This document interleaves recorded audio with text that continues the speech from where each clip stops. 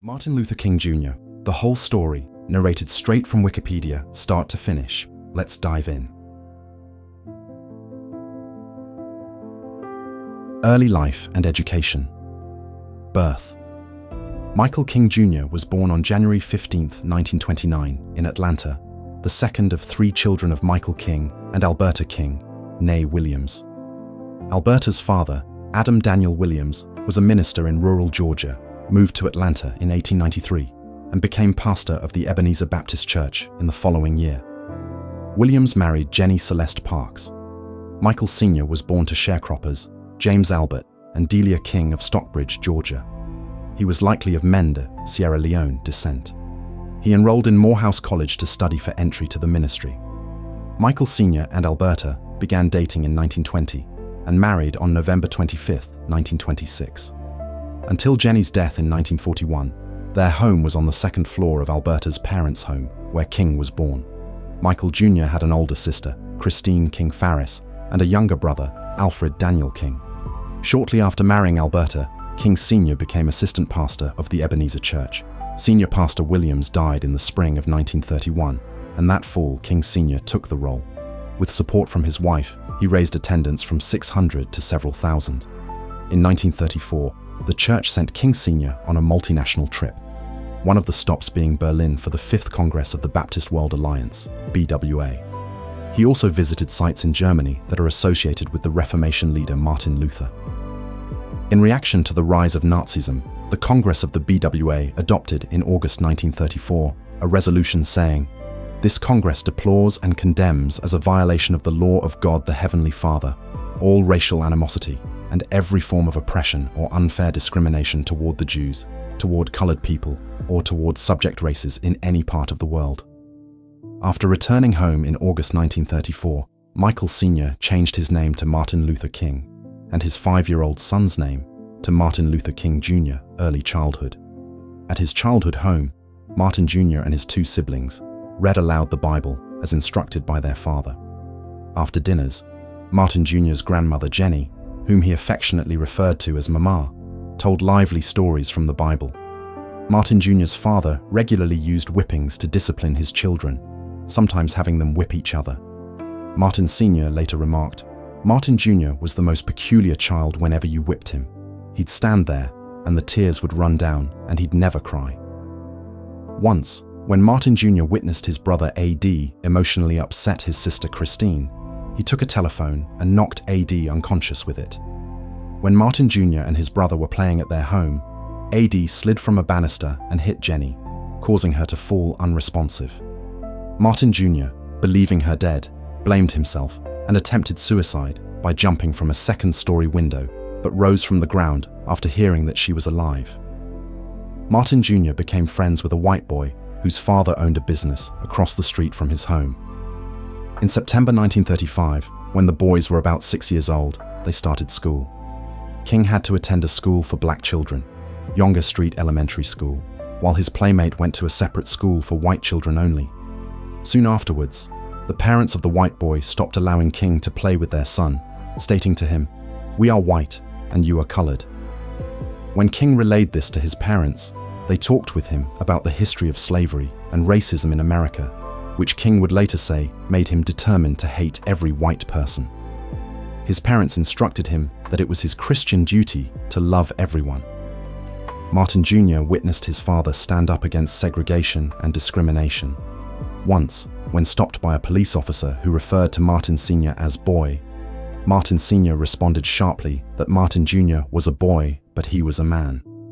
When Martin Jr.'s father took him into a shoe store in downtown Atlanta, the clerk told them they needed to sit in the back. Martin Sr. refused, asserting, "We'll either buy shoes sitting here, or we won't buy any shoes at all," before leaving the store with Martin Jr. He told Martin Jr. afterward, "I don't care how long I have to live with this system. I will never accept it." In 1936, Martin Sr. led hundreds of African Americans in a civil rights march to the City Hall in Atlanta to protest voting rights discrimination. Martin Jr. later remarked that Martin Sr. was a real father to him. Martin Jr. memorized hymns and Bible verses by the time he was 5 years old. Beginning at 6 years old, he attended church events with his mother and sang hymns while she played piano. His favorite hymn was, "I Want to Be More and More Like Jesus." King later became a member of the junior choir in his church. He enjoyed opera and played the piano. King garnered a large vocabulary from reading dictionaries. He got into physical altercations with boys in his neighborhood, but oftentimes used his knowledge of words to stop or avoid fights. King showed a lack of interest in grammar and spelling, a trait that persisted throughout his life. In 1939, King sang as a member of his church choir dressed as a slave for the all-white audience at the Atlanta premiere of the film Gone with the Wind. In September 1940, at the age of 11, King was enrolled at the Atlanta University Laboratory School for the 7th grade. While there, King took violin and piano lessons and showed keen interest in history and English classes.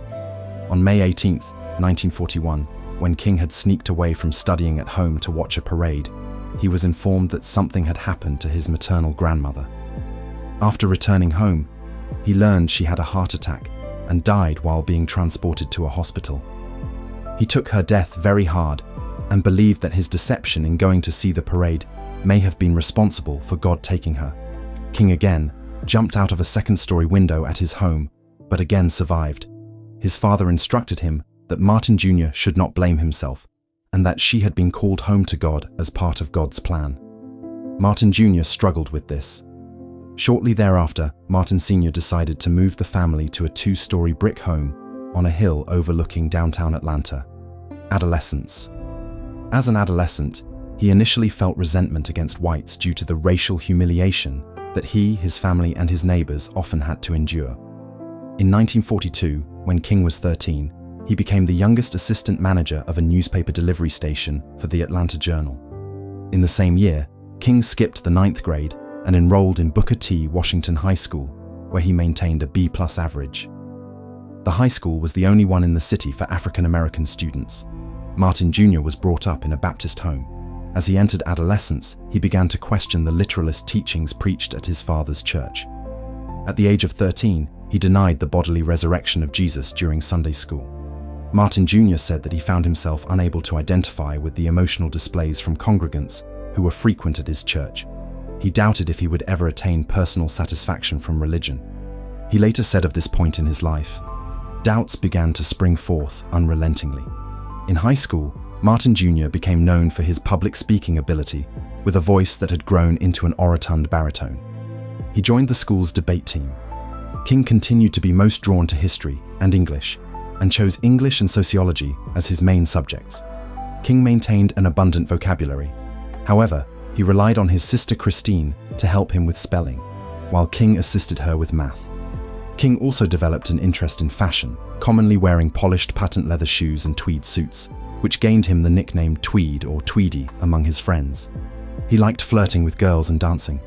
His brother AD later remarked, "He kept flitting from chick to chick, and I decided I couldn't keep up with him, especially since he was crazy about dances and just about the best jitterbug in town."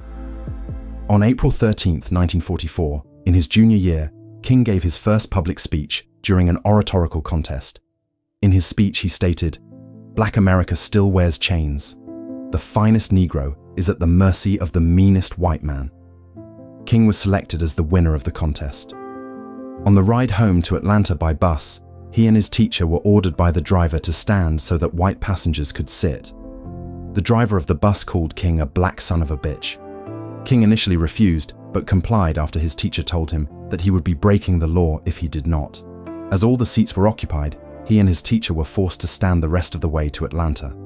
Later, King wrote of the incident, "That night will never leave my memory. It was the angriest I have ever been in my life." Morehouse College. During King's junior year in high school, Morehouse College, an all-male historically black college that King's father and maternal grandfather had attended, began accepting high school juniors who passed the entrance examination. As World War II was underway, many black college students had been enlisted, so the university aimed to increase their enrollment by allowing juniors to apply. In 1944, aged 15, King passed the examination and was enrolled at the university that autumn. In the summer before King started at Morehouse, he boarded a train with his friend, Emmett Weasel Proctor, and a group of other Morehouse College students to work in Simsbury, Connecticut, at the tobacco farm of Coleman Brothers Tobacco. This was King's first trip into the integrated North. In a June 1944 letter to his father, King wrote about the differences that struck him. "On our way here, we saw some things I had never anticipated to see. After we passed Washington, there was no discrimination at all. The white people here are very nice. We go to any place we want to and sit anywhere we want to." The farm had partnered with Morehouse College to allot their wages towards the university's tuition, housing, and fees. On weekdays, King and the other students worked in the fields, picking tobacco from 7 a.m. to at least 5 p.m., enduring temperatures above 100 degrees Fahrenheit, to earn roughly US $4 per day. On Friday evenings, the students visited downtown Simsbury to get milkshakes and watch movies, and on Saturdays, they would travel to Hartford, Connecticut to see theater performances, shop, and eat in restaurants. On Sundays, they attended church services in Hartford at a church filled with white congregants.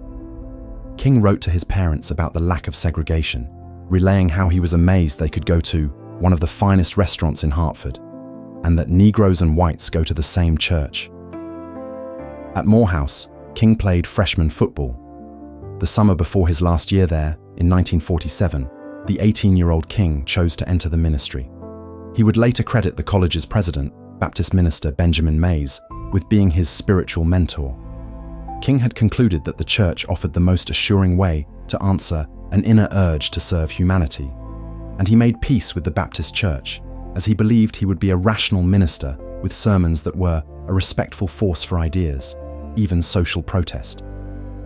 King graduated from Morehouse with a Bachelor of Arts in Sociology in 1948, aged 19, religious education. King enrolled in Crozer Theological Seminary in Upland, Pennsylvania, and took several courses at the University of Pennsylvania. At Crozer, King was elected president of the student body. At Penn, King took courses with William Fontaine, Penn's first African-American professor, and Elizabeth F. Flower, a professor of philosophy. King's father supported his decision to continue his education and made arrangements for King to work with J. Pius Barber, a family friend and Crozer alumnus who pastored at Calvary Baptist Church in nearby Chester, Pennsylvania. King became known as one of the Sons of Calvary, an honor he shared with William Augustus Jones Jr. and Samuel D. Proctor, who both went on to become well-known preachers. King reproved another student for keeping beer in his room once, saying they shared responsibility as African Americans to bear the burdens of the Negro race. For a time, he was interested in Walter Rauschenbusch's social gospel. In his third year at Crozer, King became romantically involved with Betty Moitz, the white daughter of an immigrant German woman who worked in the cafeteria. King planned to marry her, but friends, as well as King's father, advised against it, saying that an interracial marriage would provoke animosity from both blacks and whites, potentially damaging his chances of ever pastoring a church in the South. King tearfully told a friend that he could not endure his mother's pain over the marriage and broke the relationship off 6 months later. One friend was quoted as saying, "He never recovered." Other friends, including Harry Belafonte, said Betty had been the love of King's life. King graduated with a Bachelor of Divinity in 1951. He applied to the University of Edinburgh for a doctorate in the School of Divinity, but ultimately chose Boston instead. In 1951, King began doctoral studies in systematic theology at Boston University and worked as an assistant minister at Boston's historic 12th Baptist Church with William Hunter Hester. Hester was an old friend of King's father and was an important influence on King. In Boston, King befriended a small cadre of local ministers his age and sometimes guest pastored at their churches, including Michael E. Haynes, associate pastor at 12th Baptist Church in Roxbury. The young men often held bull sessions in their apartments, discussing theology, sermon style, and social issues. At the age of 25 in 1954, King was called as pastor of the Dexter Avenue Baptist Church in Montgomery, Alabama. King received his PhD on June 5, 1955, with a dissertation, initially supervised by Edgar S. Brightman, and upon the latter's death by Lotan Harold DeWolf, titled A Comparison of the Conceptions of God in the Thinking of Paul Tillich and Henry Nelson Wyman. An academic inquiry in October 1991 concluded that portions of his doctoral dissertation were plagiarisms and he had acted improperly. However, despite its finding, the committee said that no thought should be given to the revocation of Dr. King's doctoral degree, an action that the panel said would serve no purpose. The committee found that the dissertation still makes an intelligent contribution to scholarship. A letter is now attached to the copy of King's dissertation in the university library, noting that numerous passages were included without the appropriate quotations and citations of sources. Significant debate exists on how to interpret King's plagiarism, marriage and family. While studying at Boston University, King asked a friend from Atlanta named Mary Powell, a student at the New England Conservatory of Music, if she knew any nice Southern girls. Powell spoke to fellow student Coretta Scott. Scott was not interested in dating preachers, but eventually agreed to allow King to telephone her based on Powell's description and vouching. On their first call, King told Scott, "I am like Napoleon at Waterloo before your charms," to which she replied, "You haven't even met me." King married Scott on June 18, 1953, on the lawn of her parents' house in Hyberger, Alabama. They had 4 children: Yolanda King, 1955-2007, Martin Luther King III, B. 1957, Dexter Scott King, 1961-2024, and Bernice King, B. 1963. King limited Coretta's role in the civil rights movement, expecting her to be a housewife and mother. Activism and organizational leadership. Mary's Cafe Sit-In, 1950. On Sunday, June 11, 1950, King, classmate at Crozer Seminary, and housemate Walter McCall, and their dates, Doris Wilson and Pearl Smith, attended church services in Merchantville. Afterwards, they stopped at Tavern Mary's Cafe in Maple Shade for beers. The foursome were left waiting without anyone approaching them for service, not unexpectedly. A friend's father and King and McCall's landlord, Jethro Hunt, had warned them black people were not welcome at Mary's. King replied to the effect of maybe they needed to go so they could start to go anywhere they wanted. The seminarians had opted for Mary's Cafe with full knowledge of its reputation. After waiting without service, McCall approached the bar. McCall asked bartender and Mary's Cafe owner Ernest Nichols for packaged goods, beer for takeaway. Nichols refused, explaining he could not sell packaged goods on Sundays or any day after 10 p.m. by law. McCall then requested 4 glasses of beer, to which Nichols answered, "No beer, mister. Today is Sunday." Nichols would claim they sought him to violate New Jersey's blue law, a restriction common in South Jersey and Pennsylvania as a remnant of the influence of their Quakers' roots. McCall requested ginger ales as non-alcoholic beverages were not subject to the blue law. Nichols refused the group even ginger ales and reportedly stated, "The best thing would be for you to leave." King and company met refusal with refusal and remained in their seats, as was their right, per New Jersey's 1945 anti-discrimination law, which guaranteed non-discrimination by race in public accommodations. Nichols stomped out and returned with a gun standing outside, firing into the air, reportedly shouting, "I'd kill for less." Fearing for their lives, the 4 activists ran from the tavern. The group went to the Maple Shade Police Department, where officers refused to file their complaint. King and McCall contacted Ulysses Simpson Wiggins, then president of the Camden County branch NAACP, who helped them successfully file a police report. The New York Times confirms the complaint was against Ernest Nichols, a white tavern owner in Maple Shade, NJ, and said that he had refused to serve the black students and their dates in June 1950 and had threatened them by firing a gun in the air. The complaint was signed by the 2 students. One of the signatures, in a loopy slanted cursive, reads M.L. King Jr. Nichols was charged with disorderly conduct and violation of the anti-discrimination law. He was found guilty and fined $50. However, the racial discrimination count was dismissed. In a statement submitted, in the spirit of assisting the prosecutor, Nichols' attorney noted, "Mr. Nichols claims that this act was not intended as a threat to his colored patrons." The colored patrons, on the other hand, while they admit that the gun was not pointed at them, or any of them, seem to think that it was a threat. Mr. Nichols, on the other hand, states that he has been held up before and he wanted to alert his watchdog, who was somewhere outside on the tavern grounds. King cited the incident, saying it was a formative step in his commitment to a more just society. The Mary's Cafe sit-in demonstrated the power of non-violent civil disobedience. Nichols's reaction in retrieving a weapon and discharging it to scare the group, or summon his guard dog, to young people's refusal to leave unserved, showed King the potency of such tactics. This sit-in is believed to be the first deployment of the non-violence and civil disobedience tactics, which would distinguish King's activism and legacy. The Mary's Cafe sit-in occurred 6 months prior to Mordecai Johnson's lecture on Gandhi at the First Unitarian Church of Philadelphia on November 19, 1950, where King would be formally exposed to these tactics. At that lecture, and in discussions with Dr. Johnson at the Fellowship House, Dr. King would be inspired and galvanized by how Mahatma Gandhi integrated Henry David Thoreau's theory of nonviolent resistance and civil disobedience tactics. Patrick Duff, a South Jersey resident, discovered the police report detailing the events at Mary's after searching the archive at the Martin Luther King Jr. Research and Education Institute, Montgomery Bus Boycott, 1955. The Dexter Avenue Baptist Church was influential in the Montgomery African American community. As the church's pastor, King became known for his oratorical preaching in Montgomery and surrounding region. In March 1955, Claudette Colvin, a black schoolgirl in Montgomery, refused to give up her bus seat to a white man in violation of Jim Crow laws, local laws in the southern US that enforced racial segregation. On December 1, 1955, Rosa Parks was arrested for refusing to give up her seat on a city bus. These incidents led to the Montgomery bus boycott, which was urged and planned by Edgar Nixon and led by King.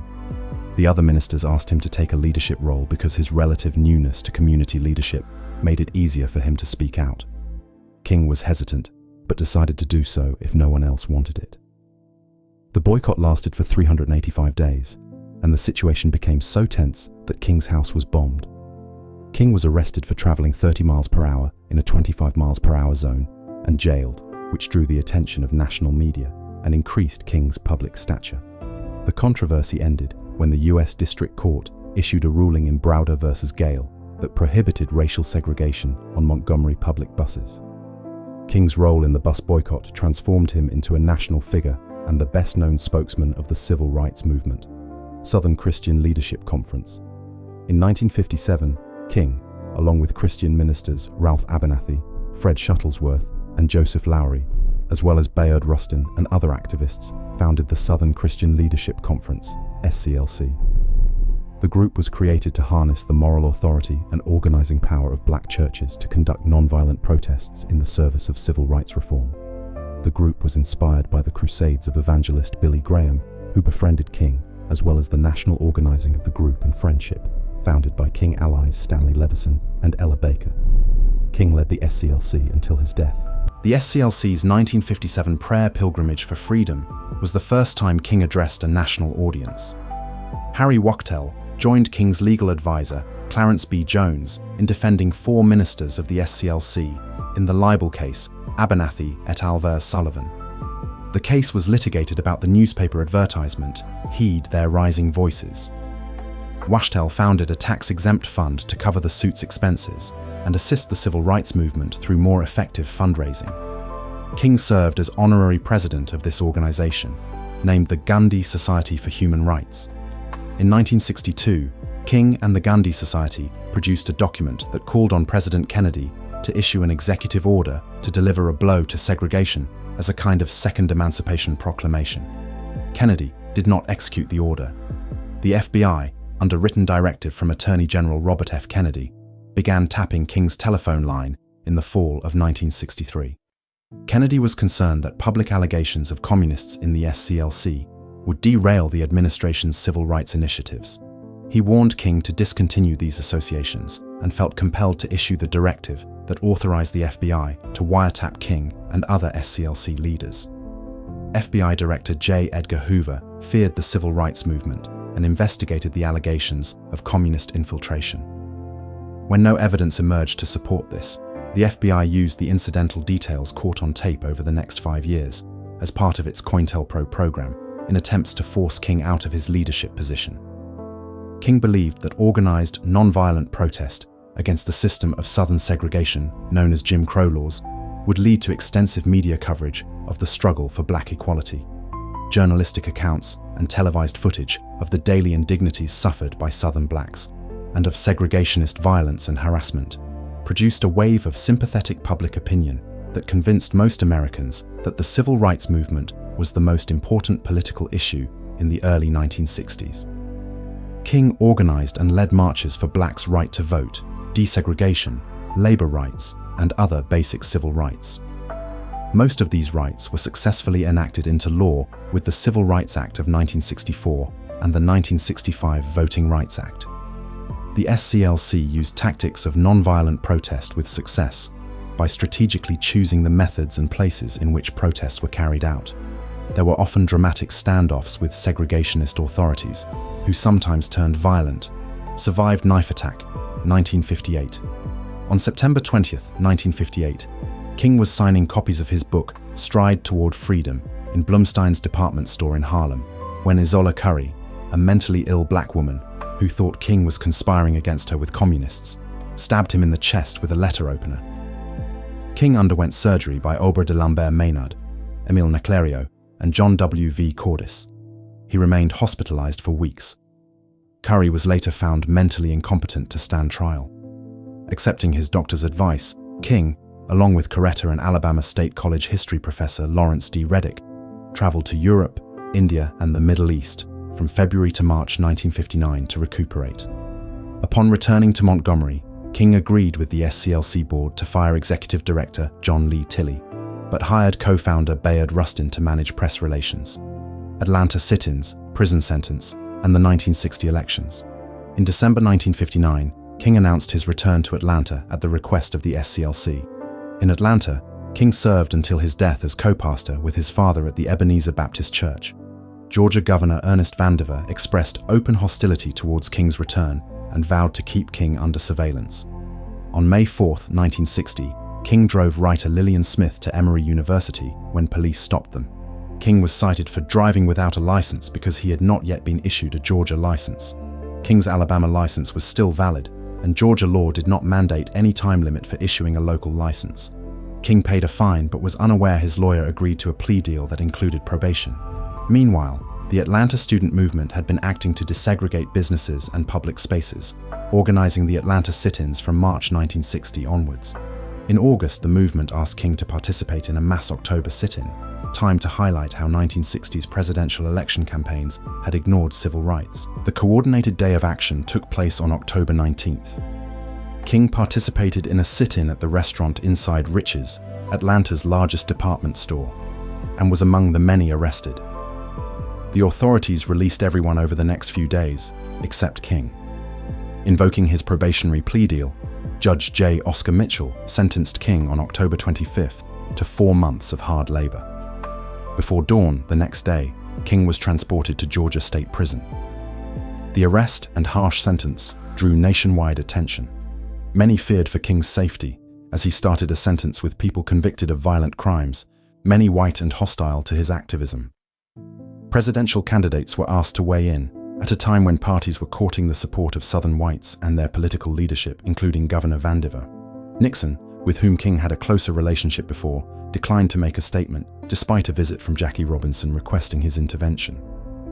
Nixon's opponent John F. Kennedy called the governor, enlisted his brother Robert to exert more pressure on state authorities, and, at the request of Sergeant Shriver, called King's wife to offer his help. The pressure from Kennedy and others proved effective, and King was released 2 days later. King's father decided to openly endorse Kennedy's candidacy for the November 8th election, which he narrowly won. After the October 19th sit-ins and following unrest, a 30-day truce was declared in Atlanta for desegregation negotiations. However, negotiations failed, and sit-ins and boycotts resumed for several months. On March 7, 1961, a group of black elders, including King, notified student leaders that a deal had been reached. The city's lunch counters would desegregate in fall 1961, in conjunction with the court-mandated desegregation of schools. Many students were disappointed at the compromise. In a meeting on March 10th at Warren Memorial Methodist Church, the audience was hostile and frustrated. King gave an impassioned speech calling participants to resist the cancerous disease of disunity, helping to calm tensions. Rustin and King organized a civil rights march near the 1960 Democratic National Convention in Los Angeles. Representative Adam Clayton Powell Jr. threatened to leak rumors of a false affair between Rustin and King to the press. King canceled the march, and Rustin resigned from his position with the SCLC. Albany Movement, 1961. The Albany Movement was a desegregation coalition formed in Albany, Georgia in November 1961. In December, King and the SCLC became involved. The movement mobilized thousands of citizens for a nonviolent attack on segregation in the city and attracted nationwide attention. When King first visited on December 15, 1961, he had planned to stay a day or so and return home after giving counsel. The following day, he was swept up in a mass arrest of peaceful demonstrators, and he declined bail until the city made concessions. According to King, that agreement was dishonored and violated by the city after he left. King returned in July 1962 and was given the option of 45 days in jail or a $178 fine, equivalent to $1,900 in 2025. He chose jail. 3 days into his sentence, Police Chief Laurie Pritchett discreetly arranged for King's fine to be paid and ordered his release. King later wrote, "We had witnessed persons being kicked off lunch counter stools, ejected from churches, and thrown into jail. But for the first time, we witnessed being kicked out of jail." It was later acknowledged by the King Center that Billy Graham was the one who bailed King out. After nearly a year of intense activism with few tangible results, the movement began to deteriorate.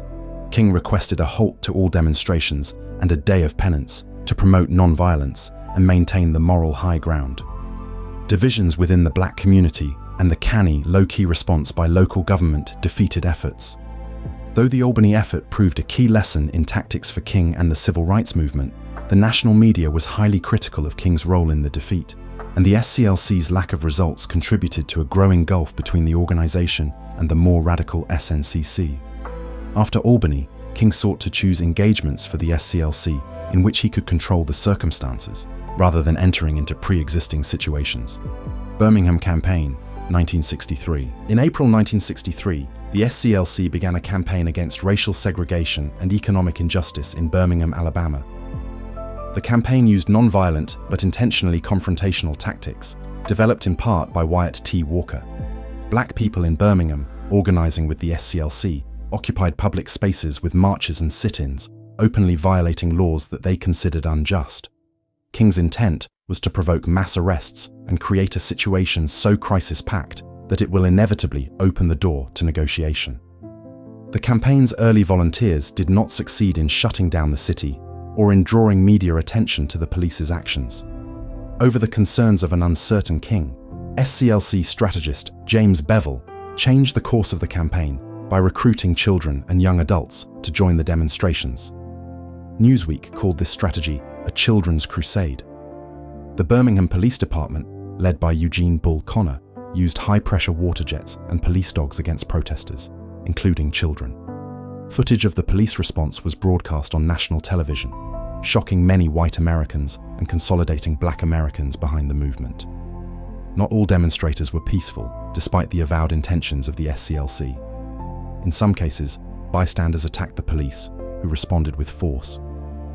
King and the SCLC were criticized for putting children in harm's way. But the campaign was a success. Connor lost his job, the Jim Crow signs came down, and public places became more open to blacks. King's reputation improved immensely. King was arrested and jailed early in the campaign, his 13th arrest out of 29. From his cell, he composed the now famous Letter from Birmingham Jail that responds to calls to pursue legal channels for social change. The letter has been described as one of the most important historical documents penned by a modern political prisoner. King argues that the crisis of racism is too urgent and the current system too entrenched. We know through painful experience that freedom is never voluntarily given by the oppressor. It must be demanded by the oppressed. He points out that the Boston Tea Party, a celebrated act of rebellion in the American colonies, was illegal civil disobedience, and that conversely, everything Adolf Hitler did in Germany was legal.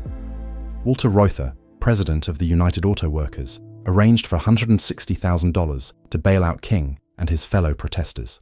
March on Washington, 1963. King, representing the SCLC, was among the leaders of the Big Six civil rights organizations who were instrumental in the organization of the March on Washington for Jobs and Freedom, which took place on August 28, 1963.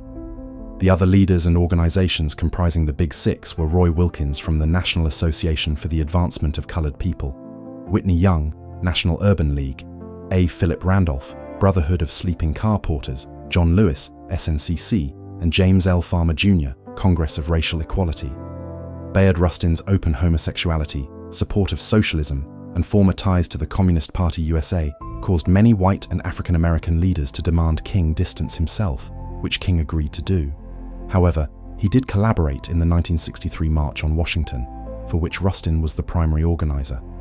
For King, this role was another which courted controversy, since he was a key figure who acceded to the wishes of President Kennedy in changing the focus of the march. Kennedy initially opposed the march outright because he was concerned it would negatively impact the drive for passage of civil rights legislation. However, the organizers were firm the march would proceed. With the march going forward, the Kennedys decided it was important to ensure its success. President Kennedy was concerned the turnout would be less than 100,000 and enlisted the aid of additional church leaders and Walter Reuther, president of the United Automobile Workers, to help mobilize demonstrators. The march originally was planned to dramatize the desperate condition of blacks in the southern US and place organizers' concerns and grievances squarely before the seat of power in the Capitol. Organizers intended to denounce the federal government for its failure to safeguard the civil rights and physical safety of civil rights workers and blacks. The group acquiesced to presidential pressure, and the event ultimately took on a less strident tone. As a result, some civil rights activists felt it presented an inaccurate, sanitized pageant of racial harmony. Malcolm X called it the farce on Washington, and the Nation of Islam forbade its members from attending. The march made specific demands: an end to racial segregation in public schools, meaningful civil rights legislation, including a law prohibiting racial discrimination in employment, protection of civil rights workers from police brutality, a $2 minimum wage for all workers, equivalent to $21 in 2025, and self-government for Washington, D.C., then governed by congressional committee. Despite tensions, the march was a resounding success. More than 250,000 people of diverse ethnicities attended, sprawling from the steps of the Lincoln Memorial onto the National Mall. At the time, it was the largest gathering of protesters in Washington, D.C.'s history. King delivered a 17-minute speech, later known as "I Have a Dream." In the speech's most famous passage, in which he departed from his prepared text, possibly at the prompting of Mahalia Jackson, who shouted, "Tell them about the dream," King said, "I have a dream," came to be regarded as one of the finest speeches in the history of oratory. The march, and especially King's speech, helped put civil rights at the top of the agenda of reformers and facilitated passage of the Civil Rights Act of 1964. New York City, 1964. On February 6, 1964, King delivered the inaugural speech of a lecture series initiated at the new school called The American Race Crisis. In his remarks, King referred to a conversation he had recently had with Jawaharlal Nehru, in which he compared the sad condition of many African Americans to that of India's untouchables. In his March 18, 1964, interview with Robert Penn Warren, King compared his activism to his father's, citing his training in nonviolence as a key difference. He also discusses the next phase of the civil rights movement and integration. St. Augustine, Florida, 1964. In March 1964, King and the SCLC joined forces with Robert Haling's then controversial movement in St. Augustine, Florida. Haling's group had been affiliated with the NAACP, but was forced out of the organization for advocating armed self-defense alongside nonviolent tactics. However, the pacifist SCLC accepted them. King and the SCLC worked to bring white northern activists to St. Augustine, including a delegation of rabbis and the 72-year-old mother of the governor of Massachusetts, all of whom were arrested. During June, the movement marched nightly through the city, often facing counter-demonstrations by the Klan and provoking violence that garnered national media attention. Hundreds of the marchers were arrested and jailed. During this movement, the Civil Rights Act of 1964 was passed. Biddeford, Maine, 1964. On May 7, 1964, King spoke at St. Francis College's The Negro and the Quest for Identity in Biddeford, Maine. This was a symposium that brought together many civil rights leaders. King spoke about how we must get rid of the idea of superior and inferior races through nonviolent tactics. Scripto strike in Atlanta, 1964. Starting in November 1964, King supported a labor strike by several hundred workers at the Scripto factory in Atlanta, just a few blocks from Ebenezer Baptist. Many of the strikers were congregants of his church. and the strike was supported by other civil rights leaders. King helped elevate the labor dispute from a local to nationally known event and led the SCLC to organize a nationwide boycott of Scripto products. However, as the strike stretched into December, King, who was wanting to focus more on a civil rights campaign in Selma, Alabama, began to negotiate in secret with Scripto's president Carl Singer, and eventually brokered a deal where the SCLC would call off their boycott in exchange for the company giving the striking employees their Christmas bonuses. King's involvement in the strike ended on December 24th, and a contract between the company and union was signed on January 9th. Selma Voting Rights Movement and Bloody Sunday, 1965. In December 1964, King and the SCLC joined forces with the Student Nonviolent Coordinating Committee, SNCC, in Selma, Alabama, where the SNCC had been working on voter registration for several months. A local judge issued an injunction that barred any gathering of 3 or more people affiliated with the SNCC, SCLC, DCVL, or any of 41 named civil rights leaders. This injunction temporarily halted civil rights activity until King defied it by speaking at Brown Chapel on January 2, 1965. During the 1965 march to Montgomery, Alabama, violence by state police and others against the peaceful marchers resulted in much publicity, which made racism in Alabama visible nationwide. Acting on James Bevel's call for a march from Selma to Montgomery, Bevel and other SCLC members, in partial collaboration with SNCC, attempted to organize a march to the state's capital. The first attempt to march on March 7, 1965, at which King was not present, was aborted because of mob and police violence against the demonstrators. This day has become known as Bloody Sunday and was a turning point in the effort to gain public support for the civil rights movement. It was the clearest demonstration up to that time of the dramatic potential of King and Bevel's nonviolence strategy. On March 5th, King met with officials in the Johnson administration to request an injunction against any prosecution of the demonstrators. He did not attend the march due to church duties, but later wrote, "If I had any idea that the state troopers would use the kind of brutality they did, I would have felt compelled to give up my church duties altogether to lead the line." Footage of police brutality against the protesters was broadcast extensively and aroused public outrage. King next attempted to organize a march for March 9th. The SCLC petitioned for an injunction in federal court against Alabama. This was denied, and the judge issued an order blocking the march until after a hearing. Nonetheless, King led marchers on March 9th to the Edmund Pettus Bridge in Selma, then held a prayer session before turning the marchers around and asking them to disperse so as not to violate the court order. The unexpected ending of this second march aroused the surprise and anger of many within the local movement. The march finally went ahead fully on March 25, 1965. At the conclusion of the march on the steps of the state capitol, King delivered a speech that became known as "How Long, Not Long." King stated that equal rights for African Americans could not be far away, because the arc of the moral universe is long, but it bends toward justice, and you shall reap what you sow. Chicago Open Housing Movement, 1966. In 1966, after several successes in the South, King, Bevel, and others in the civil rights organizations took the movement to the north. King and Ralph Abernathy, both from the middle class, moved into a building at 1550 S. Hamlin Avenue in the slums of North Lawndale on Chicago's west side as an educational experience and to demonstrate their support and empathy for the poor. The SCLC formed a coalition with Coordinating Council of Community Organizations, CCCO, an organization founded by Albert Raby, and the combined organization's efforts were fostered under the aegis of the Chicago Freedom Movement. During that spring, several white couple, black couple tests of real estate offices uncovered racial steering, discriminatory processing of housing requests by couples who were exact matches in income and background. Larger marches were planned and executed in Bogan, Belmont Cragen, Jefferson Park, Evergreen Park, Gage Park, Marquette Park, and others. King later stated, and Abernathy wrote, that the movement received a worse reception in Chicago than in the South.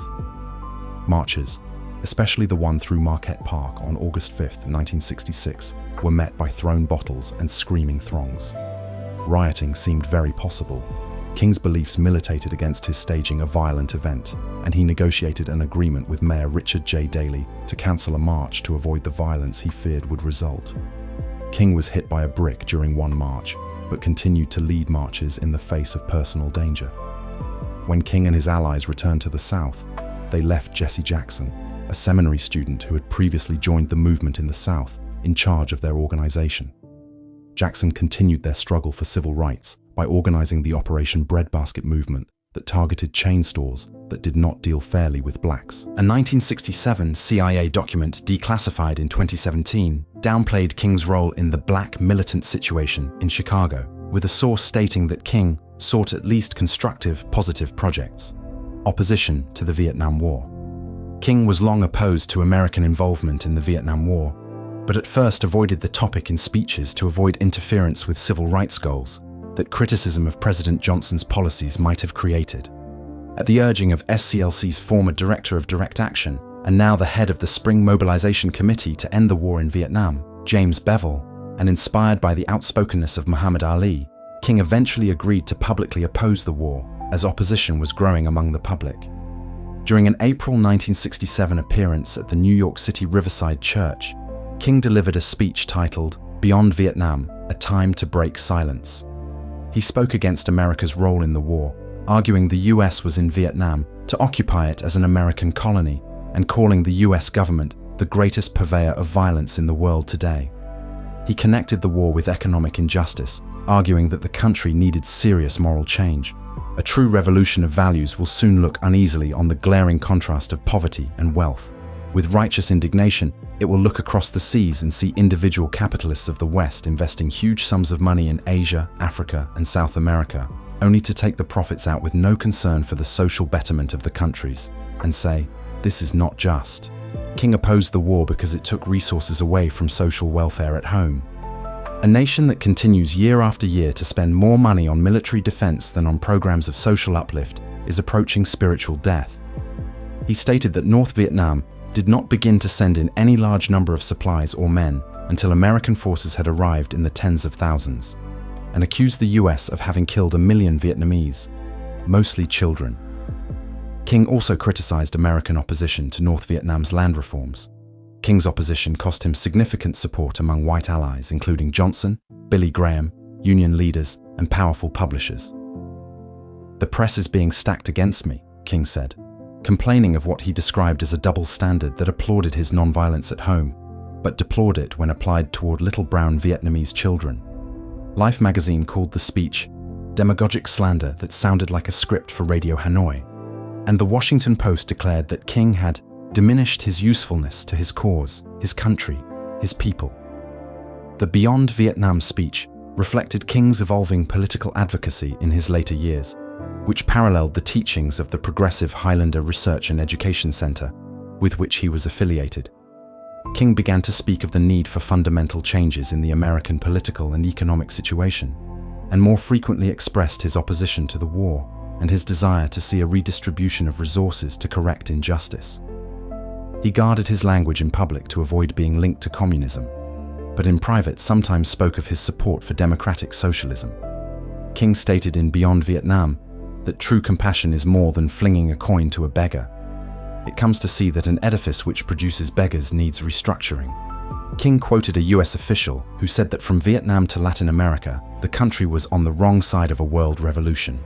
King condemned America's alliance with the landed gentry of Latin America and said the US should support the shirtless and barefoot people in the Third World rather than suppressing their attempts at revolution. King's stance on Vietnam encouraged Allard K. Lowenstein, William Sloane Coffin, and Norman Thomas, with the support of anti-war Democrats, to attempt to persuade King to run against President Johnson in the 1968 presidential election. King contemplated, but decided against this, as he felt uneasy with politics and considered himself better suited to activism. On April 15, 1967, King spoke at an anti-war march from Manhattan's Central Park to the UN. The march was organized by the Spring Mobilization Committee to End the War in Vietnam under Chairman James Bevel. At the UN, King brought up issues of civil rights and the draft. "I have not urged a mechanical fusion of the civil rights and peace movements. There are people who have come to see the moral imperative of equality, but who cannot yet see the moral imperative of world brotherhood. I would like to see the fervor of the civil rights movement imbued into the peace movement to instill it with greater strength. And I believe everyone has a duty to be in both the civil rights and peace movements. But for those who presently choose but one, I would hope they will finally come to see the moral roots common to both. Seeing an opportunity to unite civil rights and anti-war activists, Bevel convinced King to become even more active in the anti-war effort. Despite his growing public opposition to the war, King was not fond of the hippie culture developed from the anti-war movement. In his 1967 Massey lecture, King stated, "The importance of the hippies is not in their unconventional behavior, but in the fact that hundreds of thousands of young people, in turning to a flight from reality, are expressing a profoundly discrediting view on the society they emerge from." On January 13, 1968, King called for a large march on Washington against one of history's most cruel and senseless wars. We need to make clear in this political year, to congressmen on both sides of the aisle and to the President of the United States, that we will no longer tolerate. We will no longer vote for men who continue to see the killings of Vietnamese and Americans as the best way of advancing the goals of freedom and self-determination in Southeast Asia. Correspondence with Thich Nhat Hanh. Thich Nhat Hanh was an influential Vietnamese Buddhist who wrote a letter to King in 1965 entitled "In Search of the Enemy of Man." It was during his 1966 stay in the US that Nhat Hanh met with King and urged him to publicly denounce the war. On 4th April 1967, King gave a speech in New York City, his first to publicly question US involvement in Vietnam. Later that year, King nominated Nhat Hanh for the Nobel Peace Prize. In his nomination, King said, "I do not personally know of anyone more worthy of this prize than this gentle monk from Vietnam. His ideas for peace, if applied, would build a monument to ecumenism, to world brotherhood, to humanity." Poor People's Campaign, 1968. In 1968, King and the SCLC organized the Poor People's Campaign to address economic justice. King traveled the country to assemble a multiracial army of the poor that would march on Washington to engage in nonviolent civil disobedience at the Capitol until Congress created an Economic Bill of Rights. The campaign was preceded by King's final book, Where Do We Go From Here? Chaos or Community, which laid out his view of how to address social issues and poverty. King quoted from Henry George's book, Progress and Poverty, particularly in support of a guaranteed basic income. The campaign culminated in a march on Washington, D.C., demanding economic aid to the poorest communities of the U.S. King and the SCLC called on the government to invest in rebuilding America's cities. He felt that Congress had shown hostility to the poor by spending military funds with alacrity and generosity. He contrasted this with the situation faced by poor Americans, claiming that Congress had merely provided poverty funds with miserliness. His vision was for change that was more revolutionary than mere reform. He cited systematic flaws of racism, poverty, militarism, and materialism, and argued that reconstruction of society itself is the real issue to be faced. The Poor People's Campaign was controversial, even within the civil rights movement.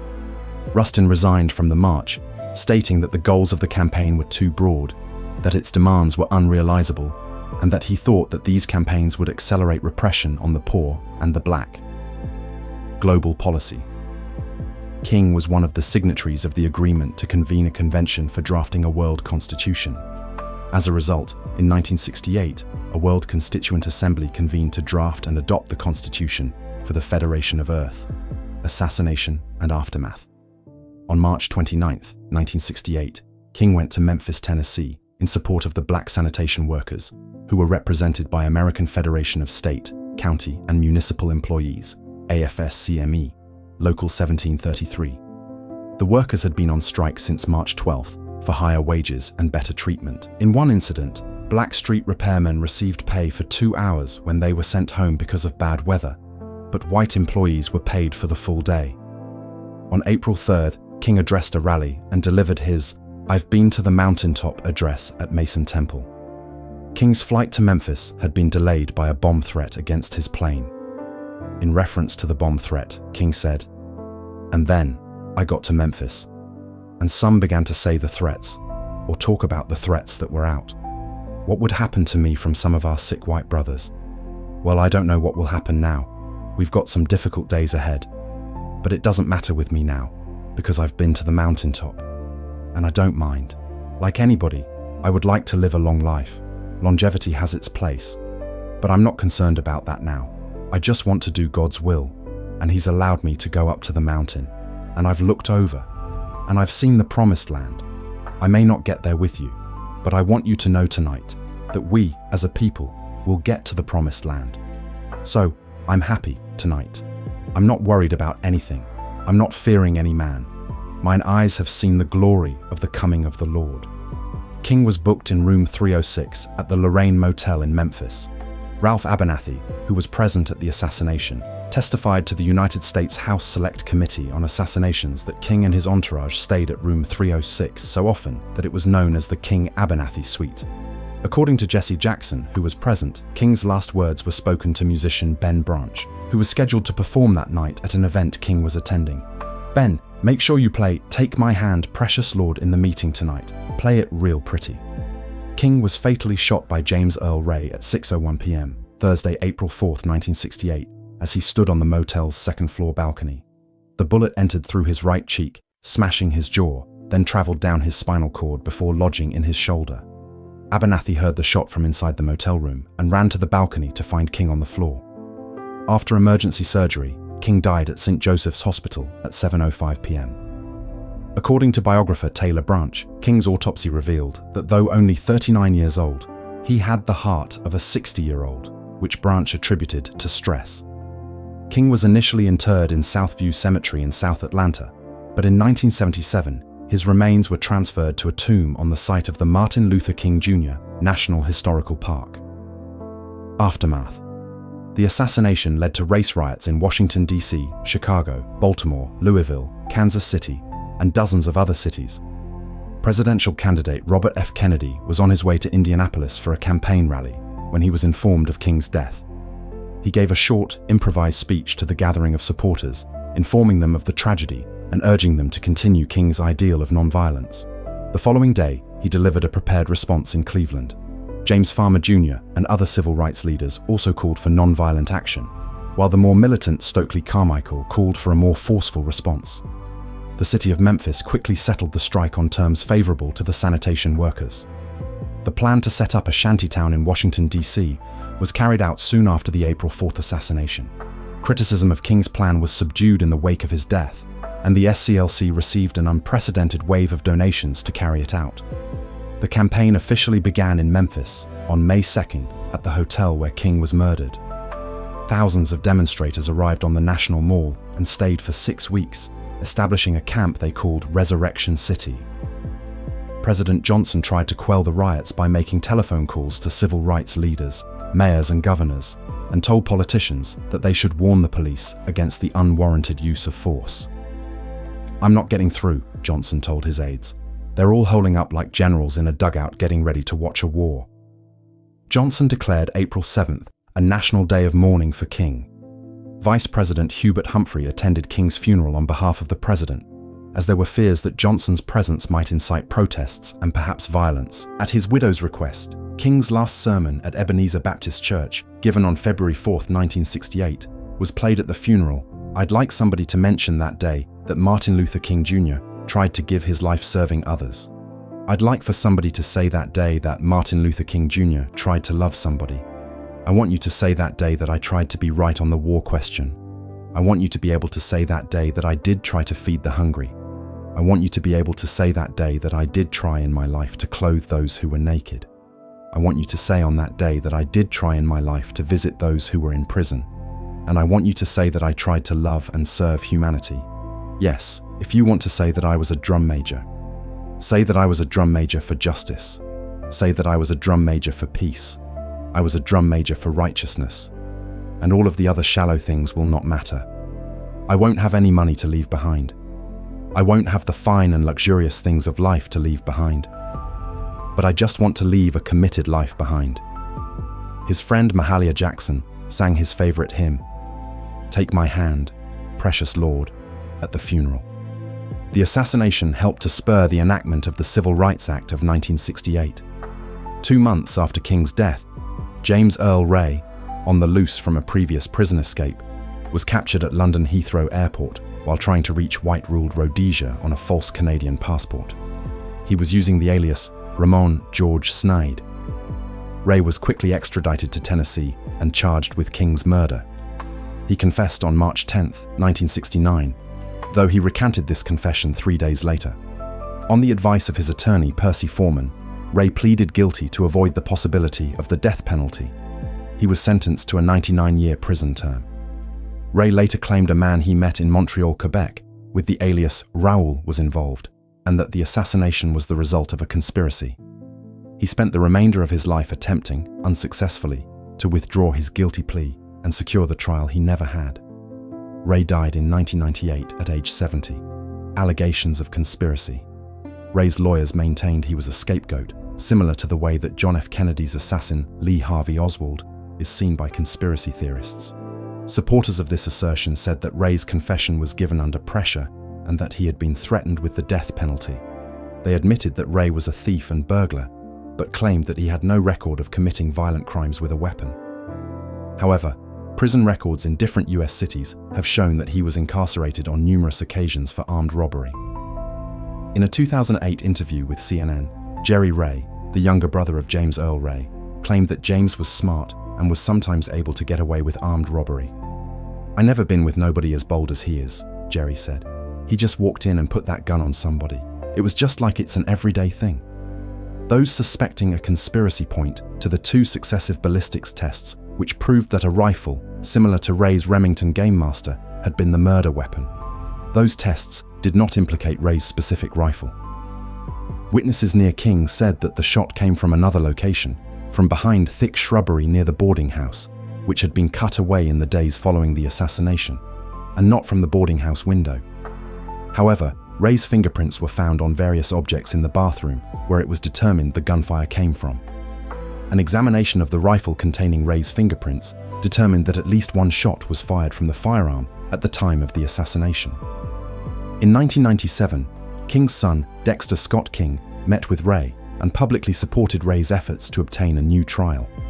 2 years later, King's widow, Coretta Scott King, and the couple's children, represented by William F. Pepper, won a wrongful death claim against Lloyd Jowers and other unknown co-conspirators.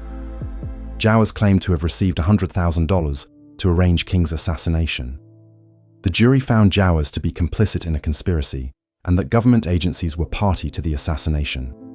In 2000, the US Department of Justice completed the investigation into Jowers' claims, but did not find evidence of conspiracy. The investigation report recommended no further investigation unless new reliable facts are presented. A sister of Jowers admitted that he had fabricated the story so he could make $300,000 from selling the story, and she corroborated his story to get money to pay her income tax. In 2002, the New York Times reported that a church minister, Ronald Denton Wilson, claimed his father, Henry Clay Wilson, assassinated King. He stated, "It wasn't a racist thing. He thought Martin Luther King was connected with communism, and he wanted to get him out of the way." Wilson provided no evidence to back up his claims. King researchers David Garrow and Gerald Posner disagreed with Pepper's claims that the government killed King.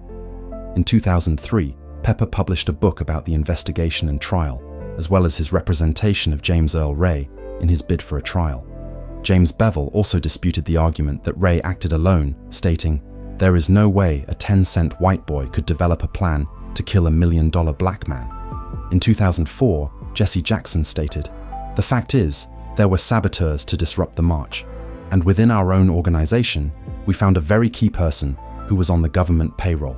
So infiltration within, saboteurs from without, and the press attacks. I will never believe that James Earl Ray had the motive, the money, and the mobility to have done it himself.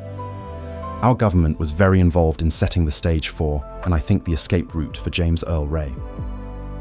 On January 23, 2025, President Donald Trump signed an executive order declassifying the records concerning the assassination. Legacy: South Africa. King's legacy includes influences on the Black consciousness movement and civil rights movement in South Africa.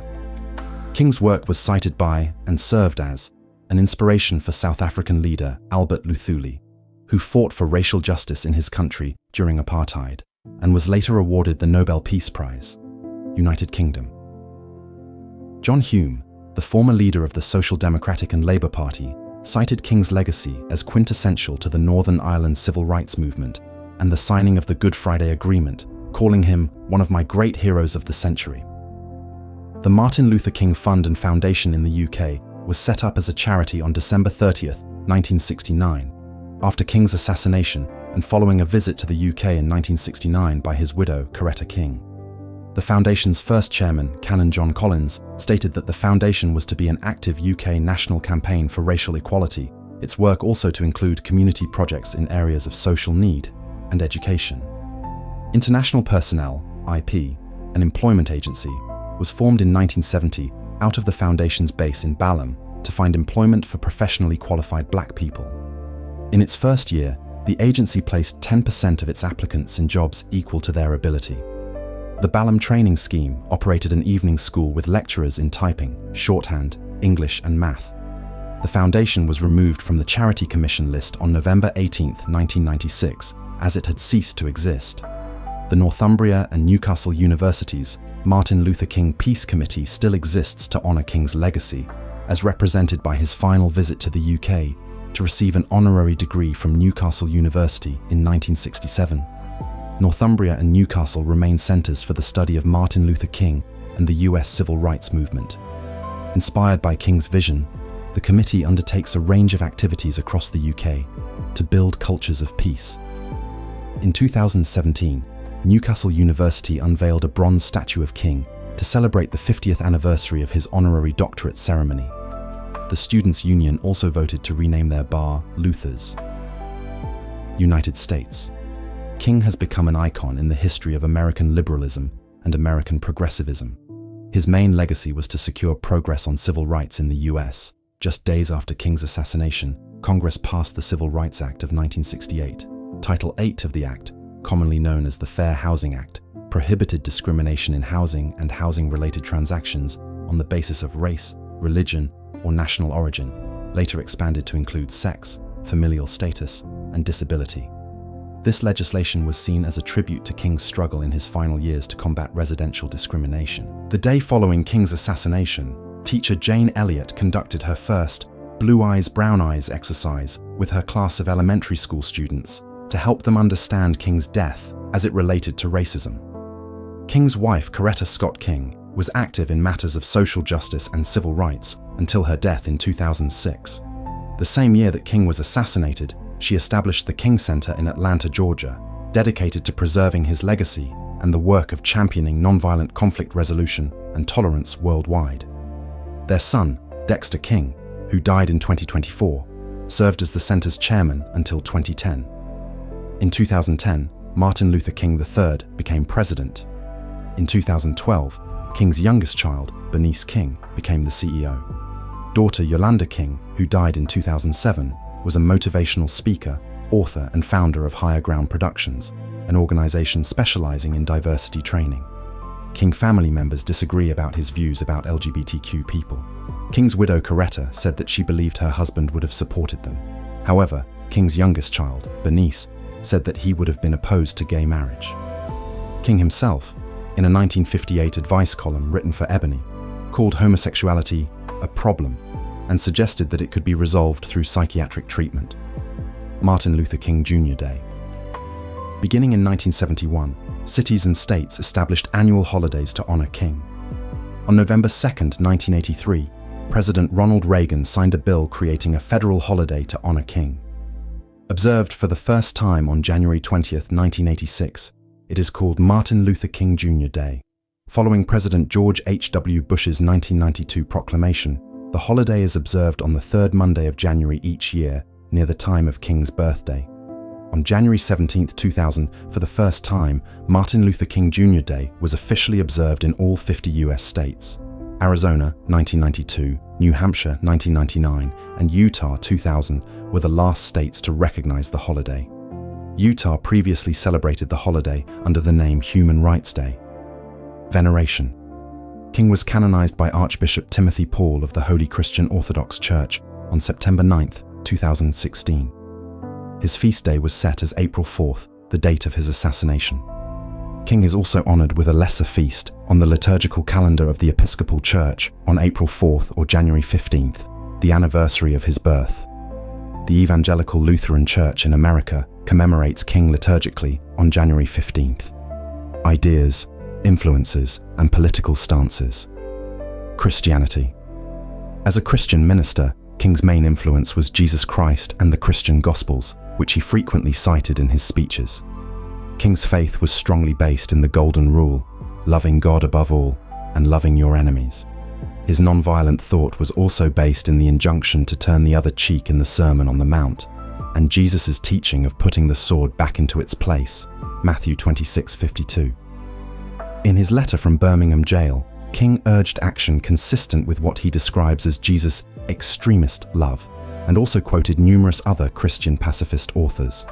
In another sermon, he stated, "Before I was a civil rights leader, I was a preacher of the gospel.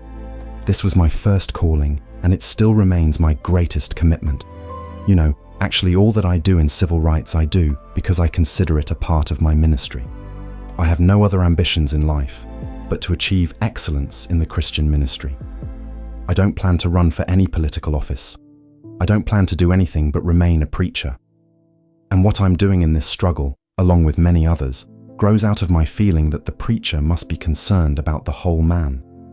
King's private writings as an undergraduate in seminary show that he rejected biblical literalism. He described the Bible as mythological, doubted that Jesus was born of a virgin, and did not believe that the story of Jonah and the whale was true. Among the thinkers who influenced King's theological outlook were L. Harold de Wolfe, Edgar Brightman, Peter Bertocci, Walter George Mulder, Walter Rauschenbusch, and Reinhold Niebuhr. The Measure of a Man. In 1959, King published a short book called The Measure of a Man, which contained his sermons, What is Man? And The Dimensions of a Complete Life. The sermons argued for man's need for God's love and criticized the racial injustices of Western civilization.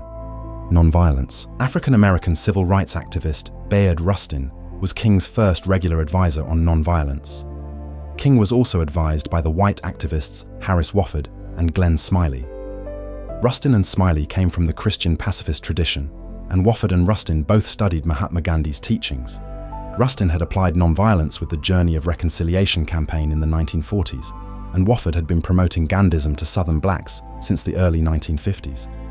King initially knew little about Gandhi and rarely used the term nonviolence during his early activism.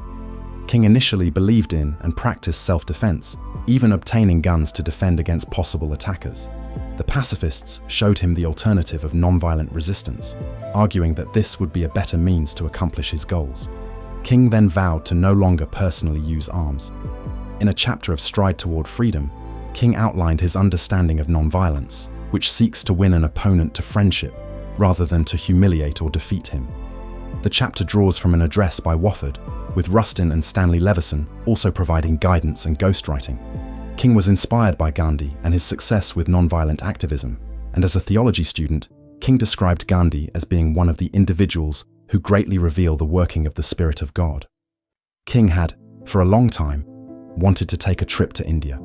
With assistance from Harris Wofford, the American Friends Service Committee, and other supporters, he was able to fund the journey in February 1959. The trip deepened his understanding of nonviolent resistance and his commitment to America's struggle for civil rights. In a radio address made during his final evening in India, King reflected, "Since being in India, I am more convinced than ever before that the method of nonviolent resistance is the most potent weapon available to oppress people in their struggle for justice and human dignity." When receiving the Nobel Peace Prize in 1964, King hailed the successful precedent of using nonviolence by Mohandas K. Gandhi to challenge the might of the British Empire. He struggled only with the weapons of truth, soul force, non-injury, and courage. Another influence was Henry David Thoreau's essay on civil disobedience and its theme of refusing to cooperate with an evil system.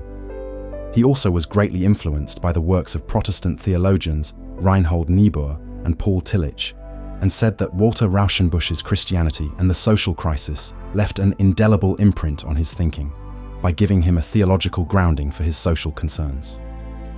King was moved by Rauschenbusch's vision of Christians spreading social unrest in perpetual but friendly conflict with the state, simultaneously critiquing it and calling it to act as an instrument of justice. However, he was apparently unaware of the American tradition of Christian pacifism exemplified by Adin Ballou and William Lloyd Garrison. King frequently referred to Jesus' Sermon on the Mount as central for his work. Before 1960, King also sometimes used the concept of agape, brotherly Christian love. Even after renouncing personal use of guns, King had a complex relationship with self-defense in the movement. He publicly discouraged it as a widespread practice, but acknowledged that it was sometimes necessary. Throughout his career, King was frequently protected by other civil rights activists who carried arms, such as Colonel Stone Johnson, Robert Hayling, and the Deacons for Defense and Justice. Amid recurring riots in the mid-1960s, King reaffirmed his commitment to nonviolence. He stated that riots were the language of the unheard, the result of a failure to improve economic conditions and address racial injustice, but condemned them as self-defeating and socially destructive. Criticism within the movement. King was criticized by other black leaders in the civil rights movement. This included more militant thinkers such as Nation of Islam member Malcolm X. Student Nonviolent Coordinating Committee founder Ella Baker regarded King as a charismatic media figure who lost touch with the grassroots of the movement as he became close to elite figures like Nelson Rockefeller. Stokely Carmichael, a protege of Baker's, became a black separatist and disagreed with King's plea for racial integration because he considered it an insult to a uniquely African-American culture. He also took issue that King's nonviolence approach depended on appealing to America's conscience, feeling America had none to appeal to. Activism and involvement with Native Americans. King was an avid supporter of Native American rights, and Native Americans were active supporters of King's civil rights movement. The Native American Rights Fund, NARF, was patterned after the NAACP's Legal Defense and Education Fund. The National Indian Youth Council, NIYC, was especially supportive in King's campaigns, especially the Poor People's Campaign in 1968. In King's book, Why We Can't Wait, he writes, "Our nation was born in genocide when it embraced the doctrine that the original American, the Indian, was an inferior race. Even before there were large numbers of Negroes on our shores, the scar of racial hatred had already disfigured colonial society. From the 16th century forward, blood flowed in battles over racial supremacy. We are perhaps the only nation which tried as a matter of national policy to wipe out its indigenous population. Moreover, we elevated that tragic experience into a noble crusade. Indeed, even today, we have not permitted ourselves to reject or to feel remorse for this shameful episode. Our literature, our films, our drama, our folklore all exalt it." In the late 1950s, the remaining Creek in Alabama were trying to completely desegregate schools. Light-complexioned Native children were allowed to ride buses to previously all-white schools, while dark-skinned Native children from the same band were barred from the same buses. Tribal leaders, hearing of King's desegregation campaign in Birmingham, contacted him for assistance. Through his intervention, the problem was quickly resolved. In September 1959, after giving a speech at the University of Arizona on the ideals of using nonviolent methods in creating social change, King stated his belief that one must not use force in this struggle, but match the violence of his opponents with his suffering. King then went to Southside Presbyterian, a predominantly Native American church, and was fascinated by their photos. He wanted to go to an Indian reservation to meet the people, so Casper Glenn took King to the Papago Indian Reservation. He met with all the tribal leaders, visited another Presbyterian church near the reservation, and preached there, attracting a Native American crowd. He later returned to Old Pueblo in March 1962, where he preached again to a Native American congregation. King would continue to attract the attention of Native Americans throughout the civil rights movement.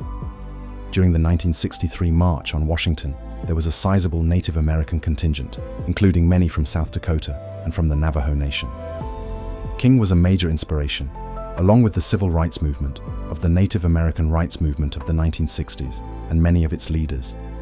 John Echohawk, a member of the Pawnee tribe who was the executive director and a founder of the Native American Rights Fund, stated, "Inspired by Dr. King, who was advancing the civil rights agenda of equality under the laws of this country, we thought that we could also use the laws to advance our Indianship, to live as tribes in our territories governed by our own laws under the principles of tribal sovereignty that had been with us ever since 1831. We believed that we could fight for a policy of self-determination that was consistent with US law and that we could govern our own affairs, define our own ways, and continue to survive in this society."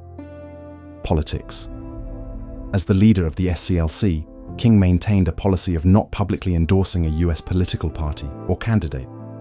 "I feel someone must remain in the position of non-alignment so that he can look objectively at both parties and be the conscience of both, not the servant or master of either."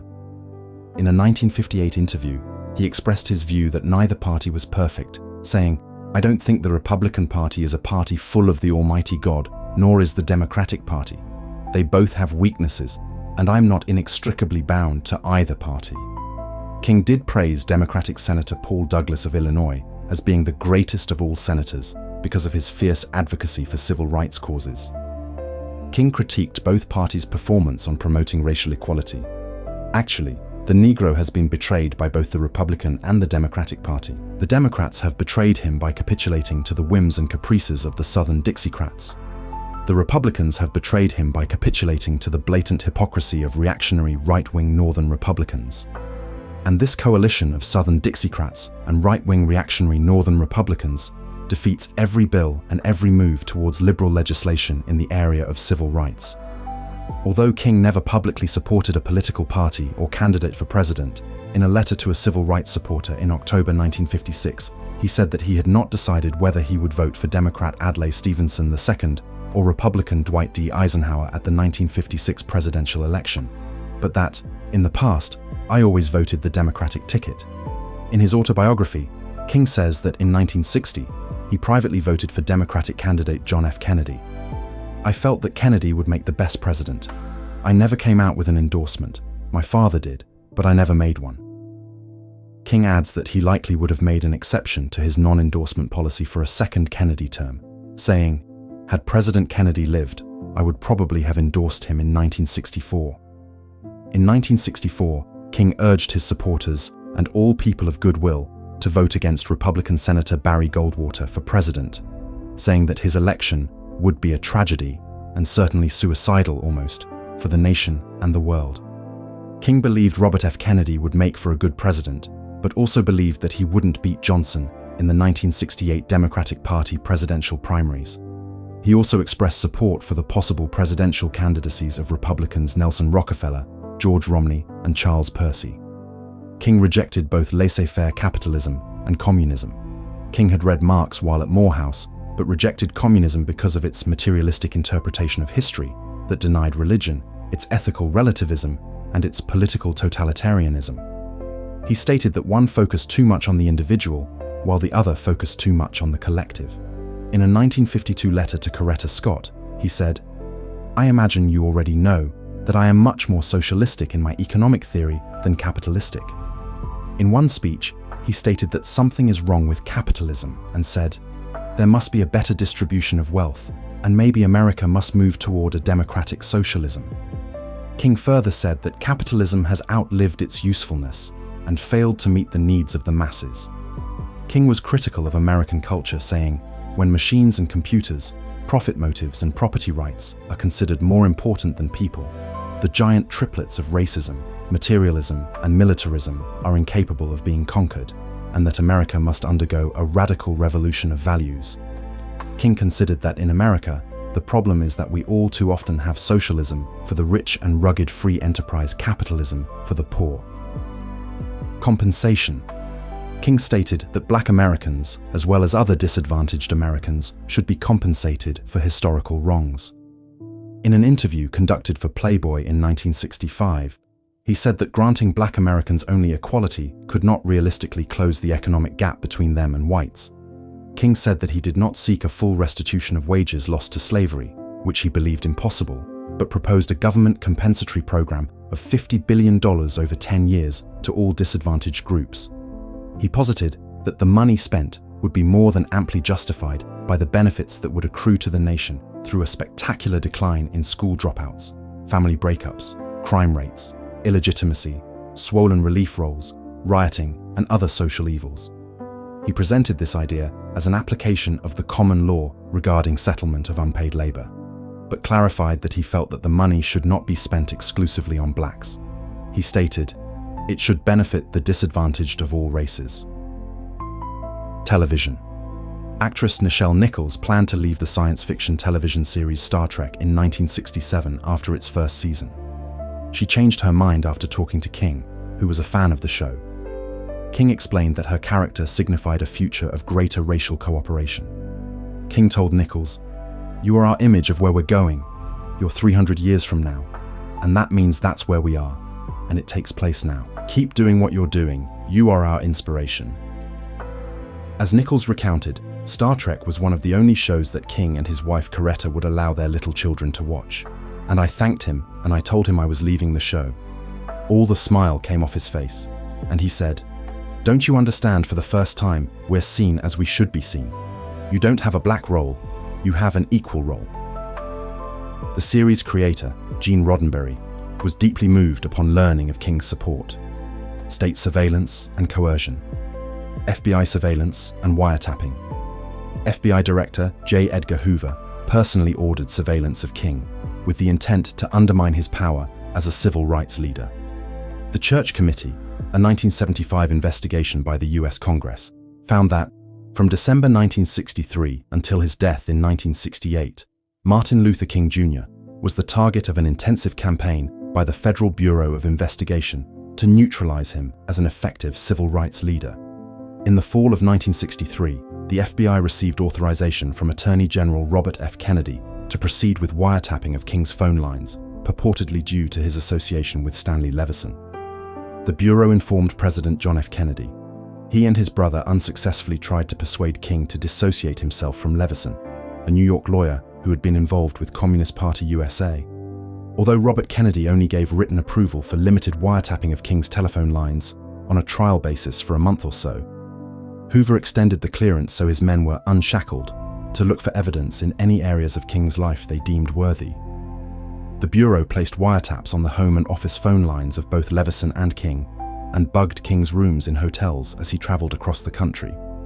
In 1967, Hoover listed the SCLC as a black nationalist hate group with the instructions, "No opportunity should be missed to exploit through counterintelligence techniques the organizational and personal conflicts of the leaderships of the groups, to ensure the targeted group is disrupted, ridiculed, or discredited." Police surveillance. King was also the subject of extensive surveillance by local police agencies throughout the United States. At the March on Washington, where King declared, "We can never be satisfied as long as the Negro is the victim of the unspeakable horrors of police brutality," undercover police from both the Birmingham Police Department and the Philadelphia Police Department were on hand to monitor the day's proceedings. Additional documented instances of local police that monitored King include the New York Police Department and the Chicago Police Department. The Memphis Police Department also spied on King in the spring of 1968, as the civil rights leader was taking part in a campaign to support striking sanitation workers in the Tennessee city.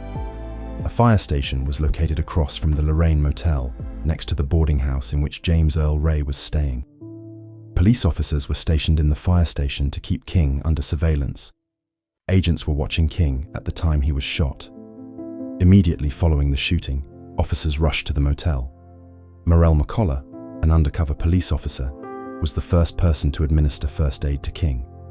The antagonism between King and the FBI, the lack of an all-points bulletin to find the killer, and the police presence nearby led to speculation that the FBI was involved in the assassination.